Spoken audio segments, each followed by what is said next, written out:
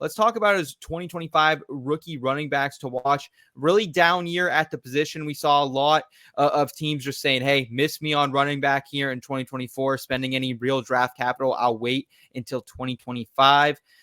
Mike, this might be one of the most loaded groups of running backs we've seen in years. Is the hype real, my friend? I think the hype is real, and it's so weird that a lot of these guys are playing on the same fucking team. I don't know Yeah, if we've ever dude. seen this before. I mean, you as a Penn State fan, I didn't even put Kaytron Allen on this list, but he deserves some recognition about how good Kaytron Allen actually is too.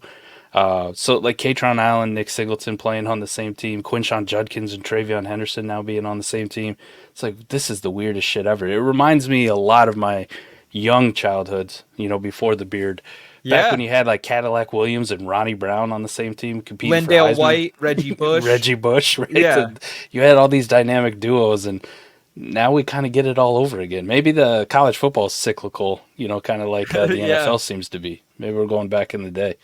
I think this one really starts, though. This class starts with Quinshon Judkins and TreVeyon Henderson. So I'll put them 1A, 1B. I don't give a shit who the hell you really like out of both of them. I think they deserve both of them to be in that conversation. And they both complement each other really well. They're both built very similarly, but TreVeyon definitely is the more bursty kind of guy, the more pass catching prowess kind of running back, where Quinshon is more of that make you miss in space kind of thing, the little bit more physical, definitely a little bit more of a hammer. He has some questions about his long speed, but I think back to his freshman year, he looked just fine when he was running away from SEC defenses, so I think he'd be fine in the NFL. We overblown that a little bit too much. TreVeyon is just a flat out speed merchant and a baller. Like, that guy, if he could stay healthy, there would have been no question about it. Jonathan Brooks was really good.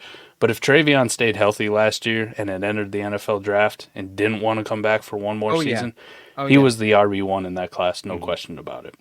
And this is from a guy who for years has been trying to push Braylon Allen as the RB1 of 2024. Dude, So I'm glad I wasn't alone in that on I that tried. trade. Yeah, I tried. I'm glad I wasn't alone there. And TreVeyon's interesting because he's kind of been sharing that backfield already the last couple of years with Mayan Williams, who obviously not like a high pedigree guy or anything, but did battle those injuries. Now we have another great running back here in Junkins, who unseated Zach Evans as a redshirt freshman. How do you expect this to shake out, Eric, from your point of view? Do you think both these guys can coexist? Ohio State kind of expected to really be the cream of the crop in the Big Ten now that Michigan loses J.J. McCarthy, Jim Harbaugh and company. But the real tests don't begin for the Buckeyes until October 12th. They'll be in Eugene, Oregon. And then November 2nd, just a couple weeks later, Happy Valley. Hopefully we can get College Game Days ass back to University Park. But that aside, how do you think Ohio State's running back situation unfolds from a larger perspective here, Eric? Yeah, it's hard to say exactly how they're going to deploy these two players because they are so distinctly talented.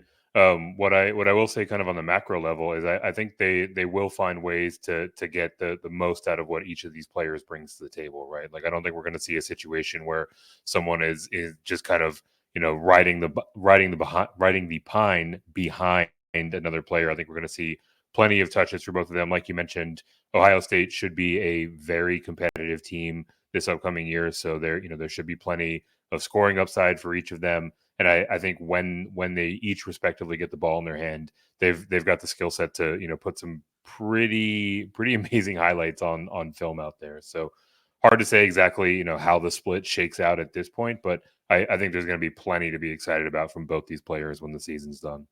And sticking with kind of that split backfield here, Mike, we were partying down on College Ave, in-state college, when Nick Singleton got committed to Penn State, and nobody could give a flying fuck about Kaytron Allen the entire time. But he actually outrushed Singleton by over 150 yards last year on about the same amount of carries.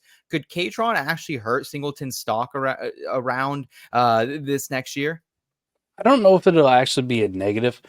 I don't think NFL teams are going to look too much at production.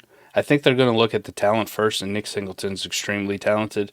We saw him do it as a true freshman. I mean, he did it almost everywhere, too.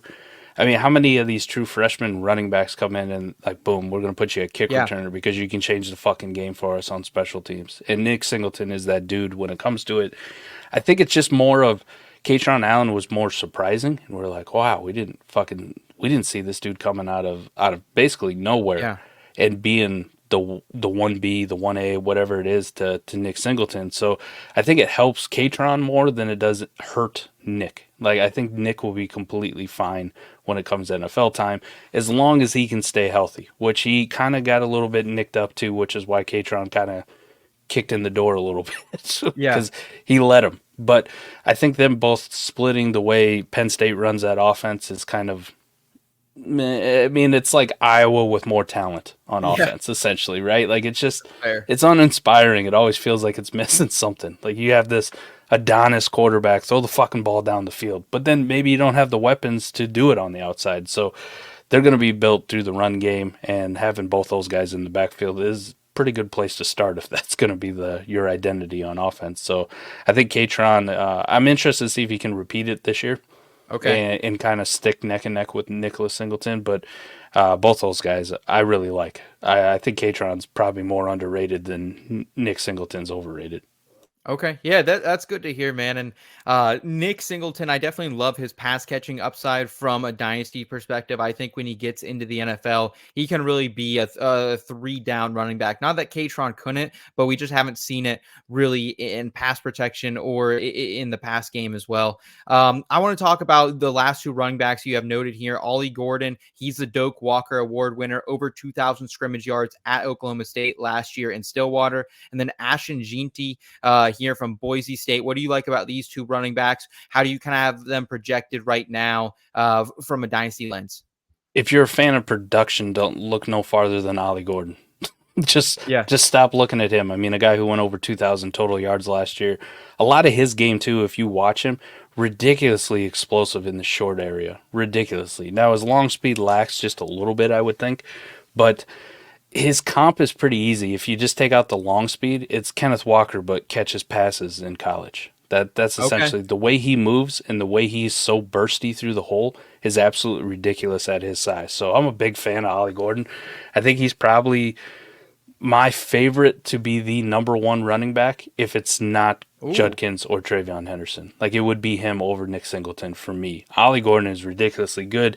The questions always be in the level of competition. The Big 12 is not known to play a lot of defense. So maybe that's where some of his stats come. But if you just ignore the stats and just watch some tape on Ollie Gordon, it's hard to not walk away just with a little bit of a chubby just going, oh my God, this guy in the NFL could be something special. So Ollie Gordon is absolutely incredible. And then another one that I like, he doesn't get much love because he plays at Boise State on the fucking blue turf, and nobody watches Boise State games. This isn't like back when they were the darling story in shocking Oklahoma. Kellen Moore, baby. Yeah.